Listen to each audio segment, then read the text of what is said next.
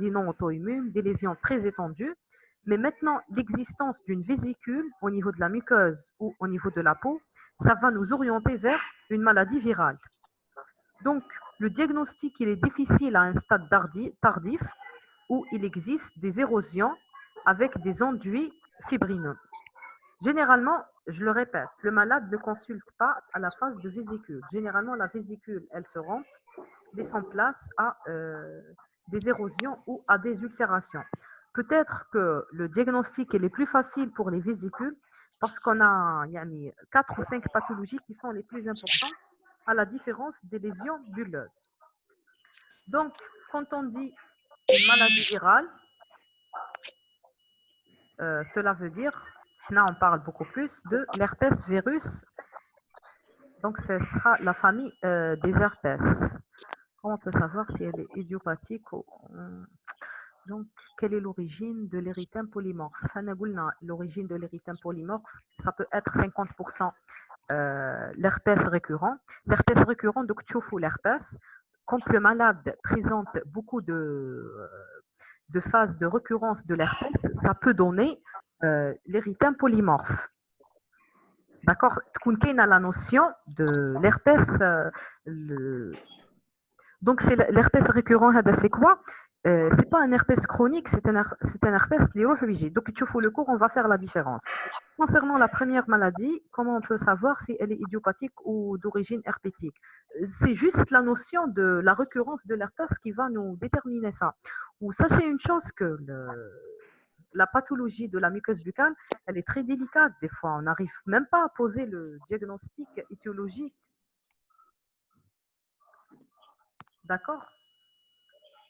C'est très difficile de faire un diagnostic étiologique concernant les premières pathologies parce que ça se ressemble. Des fois, l'érythème polymorphe est le Steven Johnson, surtout au niveau de la cavité buccale. C'est pour ça qu'il faut approfondir l'examen clinique ou toujours chercher s'il y a la notion d'une intoxication médicamenteuse. Donc, les malades déjà ou les sulfamides, dans ce cas-là, c'est clair et net, c'est une poxydermie, mais il y a un érythème polymorphe, mais il y a la deuxième catégorie, syndrome de Steven Johnson ou bien syndrome de Lièvre. Donc,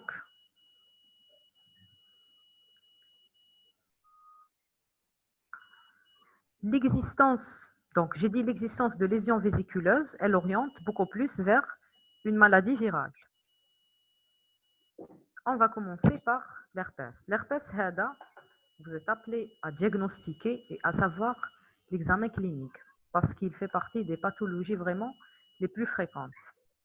Donc, je ne vais pas répéter la définition d'une bulle. Donc, généralement, d'une vésicule, elle ne dépasse pas les 5 mm. L'herpès. L'herpès, c'est quoi? C'est une lésion contractée dans l'enfance et pouvant réapparaître chez l'adulte. C'est une dermatose vésiculeuse. Ce qui la caractérise, qu'elle est très fréquente et très contagieuse. Donc, il existe deux sortes d'herpès simplex virus. On a le type 1 qui va concerner la cavité buccale dans la partie supérieure du corps. Le type 2, c'est la partie inférieure. On va parler de HSV1. Donc, ce qui concerne l'herpès virus, on est contaminé avec l'herpès virus pendant l'enfance. Donc, c'est un virus, la première contamination est avec quelqu'un d'autre, un enfant. Généralement, la primo-infection, parce que regardez, il passe par 3 phases, la primo-infection, l'herpès récurrent et l'herpès chronique. La primo-infection, est généralement chez les enfants. Maximum, le maximum, l'enfant jusqu'à l'âge de 4 ans. À partir de l'âge de 4 ans ou même 5 ans, on ne parle plus de primo-infection herpétique. Impossible, l'enfant l'âge de 5 ans, on sera une contamination par l'herpès.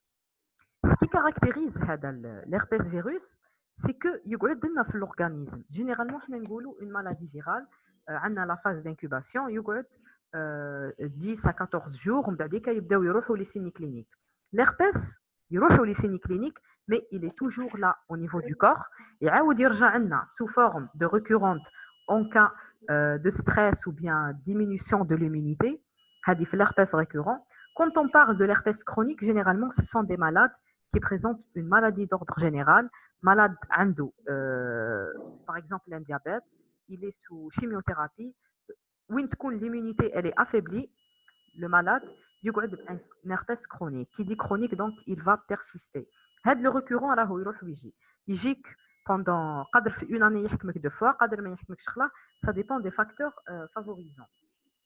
Donc la primo-infection herpétique, l'incubation elle dure 5 à 10 jours, donc l'augmentation de la température avec des douleurs pharyngées. 1 ou 2 jours plus tard, il y aura l'apparition des vésicules buccales. Ces vésicules seront rapidement rompues et remplacées par des érosions pouvant évoquer des aftes.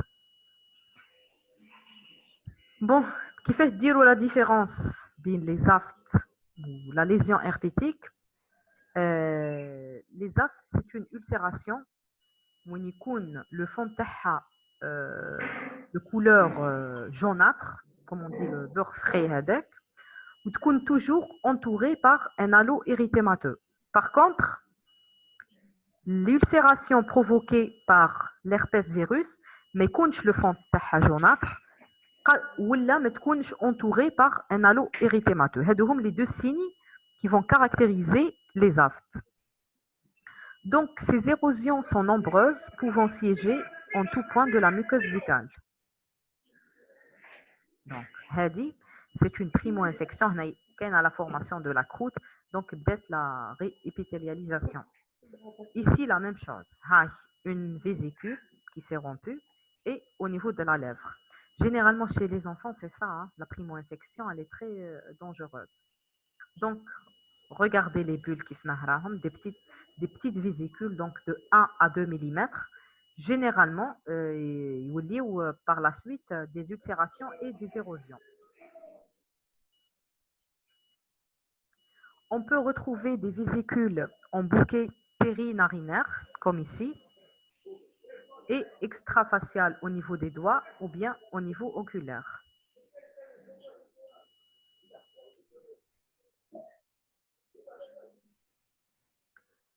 Contrairement aux autres affections virales, le virus de l'herpès, il persiste chez l'hôte qui l'infecte durant toute la vie de ce dernier.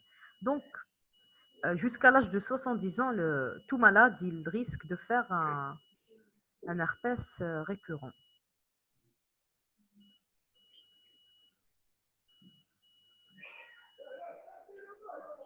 Donc, ce qui concerne l'herpès récurrent, là, la population, il se met le fameux bouton de fièvre. Donc, 20 à 40% des personnes affectées par l'herpès virus type 1 connaîtront des épisodes récurrents d'herpès labial après une primo-infection buccale. À la suite du premier épisode d'infection par le virus, ce dernier, il remonte tout au long des neurones sensitifs périphériques jusqu'au ganglion de la racine postérieure des nerfs trijumeaux, facial, le nerf vague, ou bien ça peut même atteindre les 3.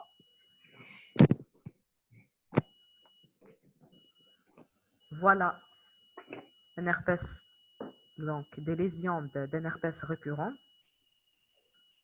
au niveau des lèvres, au niveau de la joue.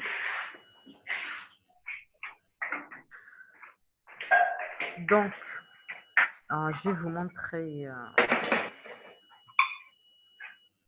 le tableau, il est plus explicite, il y aura plus d'explications. Donc, des vésicules groupées en amas, c'est souvent le cas de cette région.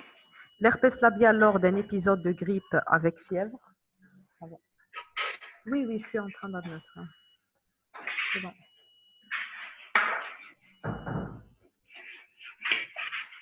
Donc, l'herpès réflexe ou traumatique s'est formé peu de temps après une extraction dentaire.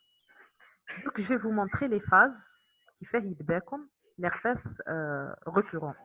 Donc, le premier jour, prodrome, donc une peau d'apparence normale, mais c'est juste la sensation de picotement, de brûlure, douleur ou de démangeaison.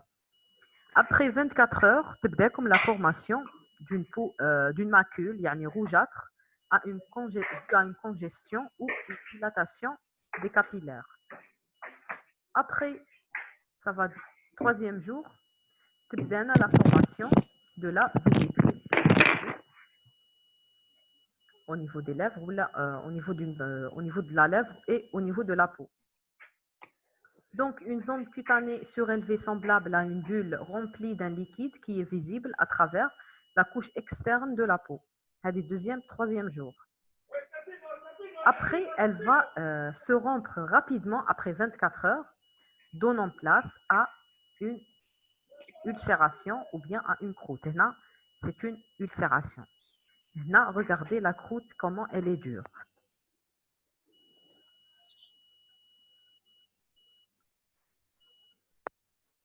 Au bout du 9e ou le 10e jour, il y aura une réépithélialisation et on va retrouver une peau normale au bout de 10 jours. Donc, c'est pour ça on dit que l'herpès récurrent, maximum, fait 2 semaines, il va disparaître. Donc, le traitement sera très logique, c'est un traitement symptomatique.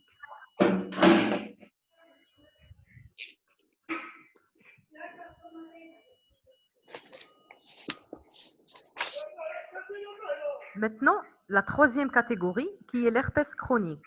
Donc, c'est une récurrence où les lésions n'ont aucune tendance à la guérison spontanée en raison du déficit immunitaire, touchant le malade qui est généralement sous corticothérapie prolongée, sous chimiothérapie ou bien sûr sous traitement immunosuppresseur. Donc, regardez dans la lésion, je pense que c'est une photo d'un malade qui présente le VIH. L'herpès virus est parmi aussi les signes cliniques révélateurs qui peut nous orienter que le malade peut présenter un VIH. Le traitement, ce qui concerne la primo-infection herpétique, donc d'une manière symptomatique, donc des antalgiques, des antiseptiques locaux, des antipyrétiques. Des fois, on est amené à faire une association d'aciclovir, qui est un antiviral par voie orale, permettant de diminuer la douleur et de raccourcir la durée de la maladie. Mais ce qui concerne la primo-infection herpétique, elle est dangereuse pour les enfants parce que l'immunité, elle est encore, le système immunitaire n'est pas encore développé, donc il faut faire très attention, surtout par rapport aux signes d'accompagnement. Il faut savoir poser d'abord un diagnostic que c'est un herpès virus. Il faut savoir que ça va passer, au bout de 10 à 14 jours, ça va passer, mais il faut traiter les signes cliniques et faciliter l'alimentation de l'enfant. Les herpès récurrents péribuccaux sont traités par des antiseptiques locaux. L'aciclovir en application locale sous forme de crème pourrait raccourcir l'évolution, mais ce n'est pas démontré, donc on a la même chose. Des fois, c'est... Qu'est-ce qu'on recommande aux malades? Des fois, quand on fait les premiers signes, il y a comme un picotement. Le premier picotement ou l'apparition de la macule, il faut recommander aux malades d'utiliser des poches de glace au niveau de la lèvre et aussi utiliser, humidifier la lèvre par le beurre ou bien le beurre cacao. Ça va permettre à une élimination rapide de la croûte par la suite. Donc, le malade qui a des traitements de les poches de glace où il va lubrifier les lèvres, il n'y aura pas des croûtes cicatricielles par la suite. Sachez que l'herpès, il ne donne jamais de cicatrice. Il va disparaître. Même qu'on ait dans la croûte, mais ça va disparaître. Quand il ne disparaît pas, qui m'a fait l'herpès chronique, je vais suspecter une maladie d'ordre général. Donc, le traitement des affections herpétiques sévères ou chez les patients immunodéprimés repose sur l'aciclovir par voie parentérale à haute dose. Donc, ce qui concerne l'herpès. Maintenant, la varicelle. Donc, c'est une pathologie qui appartient au groupe des herpès virus. Elle est très contagieuse. C'est la plus fréquente des fièvres éruptives de l'enfant. Je ne sais pas, je pense en arabe, يسميوها حب قمقمة, parce que هذوكم تبدأ la formation تاع les vésicules qui vont se rompre ou يخليو des érosions et des ulcérations au niveau de la peau et au niveau de la muqueuse buccale. La phase d'incubation, donc regardez, c'est une pathologie très contagieuse. La phase d'incubation, donc 14 jours. L'invasion, elle est brève avec fièvre à 38 degrés. Malaise général, au bout de 24 heures, éruption dominée par un exanthème.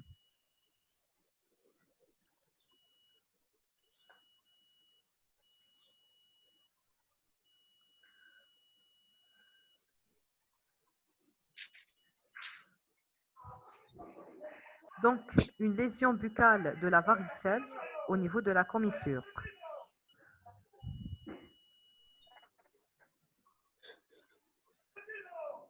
La même chose au niveau du palais.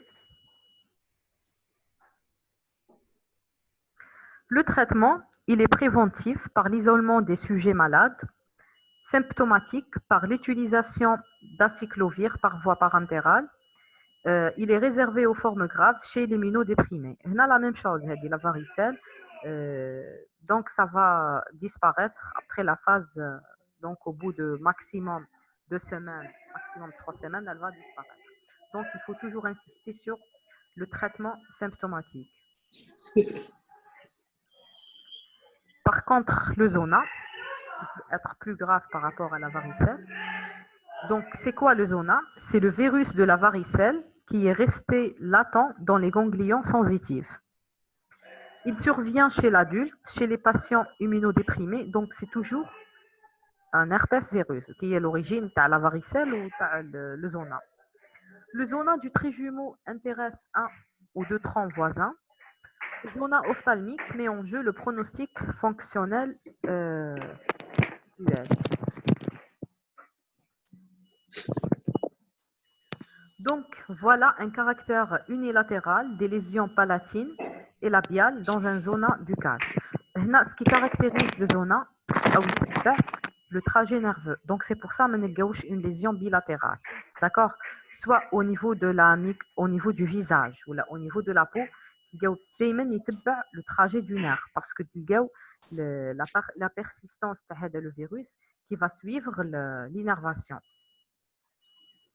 Donc, zona du nerf trijumeau inférieur, éruption cutanée mentionnée à gauche. Les formes anatomocliniques, donc dans la bouche, les vésicules se rompent facilement, laissant des érosions. Les douleurs sont importantes à type de brûlure et d'élancement. Le traitement, il est symptomatique, comportant des antiseptiques locaux, des antalgiques. La guérison intervient en 15 à 20 jours avec des formations des croûtes qui peuvent laisser des cicatrices. On a aussi le virus de l'herpongine, qui est une pharyngite vésiculeuse dont l'agent causal est un coxsackie-virus du groupe A4. Il touche surtout l'enfant. Elle débute brutalement par de la fièvre et une dysphagie. L'évolution est spontanément favorable en quelques jours. Et on va terminer avec le syndrome de pied-main-bouche. La même chose, c'est une infection par un coxsackie-virus A16. La maladie est à transmission hydrique. Elle touche essentiellement les jeunes enfants. Donc, ce sont des lésions diffuses mais peu nombreuses.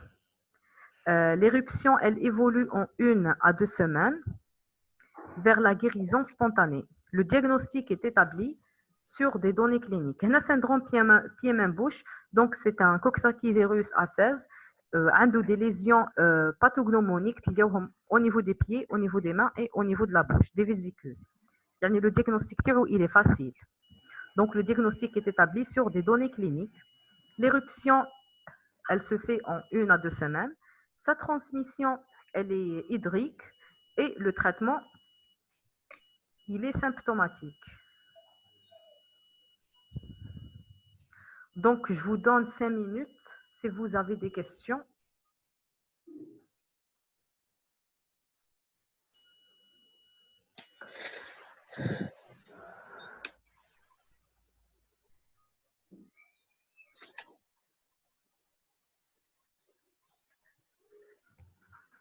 sais pas comment réactiver le micro pour vous entendre. Sinon, la technicienne m'a fait comme 5 minutes pour poser des questions.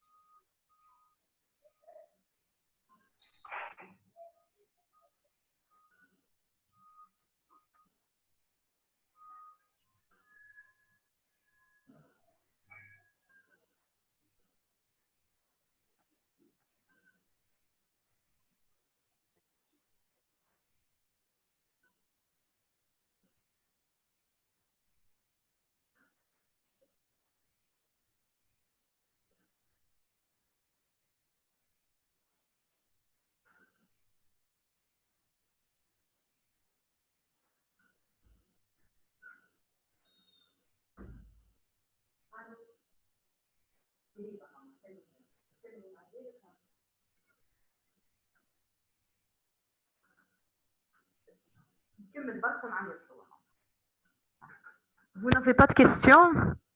Oui, comme les étudiants.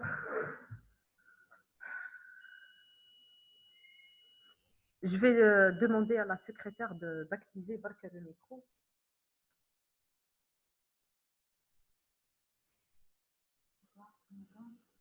Oui. Juste pour me poser des questions.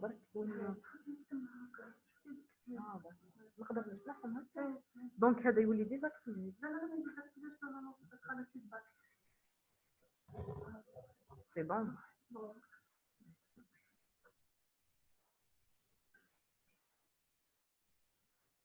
Vous avez des questions? أنا قلت لهم يكتبوا par bon, oui, non. Voilà. D'accord. Bon. Vous pouvez reprendre la différence entre l'herpès et l'aft. Donc, j'ai dit l'herpès, même l'aft, on peut avoir une vésicule qui va se rompre pour donner la formation de l'aft. L'aft, c'est une ulcération qui se caractérise par un fond jaunâtre entouré par un halo érythémateux. وحنا من قبيله ملي قاعده نهضر على les ulcérations post-vésiculaires ou la post-bulleuse ما حكيتش على un fond قادر يكون le fond jaunâtre mais la ligne de démarcation هذيك l'halo érythémateux ما يكونش كاين d'accord un halo مش un halo érythémateux. La localisation de quoi? Les aftes, c'est une pathologie purement au niveau de la muqueuse. Comme je vous un aft au niveau de la peau. D'accord? Je sais que c'est trop vaste et trop compliqué. Même pour nous, des fois, c'est délicat pour poser un diagnostic. Ou sachez que, surtout pour les syndromes, il est rare où on a le malade, le service. Ou il est directement hospitalisé la médecine interne ou en dermato.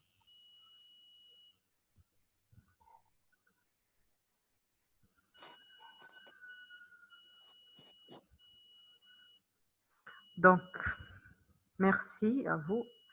Je vous donne rendez-vous à la prochaine séance pour la conduite à tenir face à une ulcération et face à une lésion blanche. Essayez d'avoir le cours sur place. Comme ça, qu'il y ait des explications. D'accord? Merci. Rien.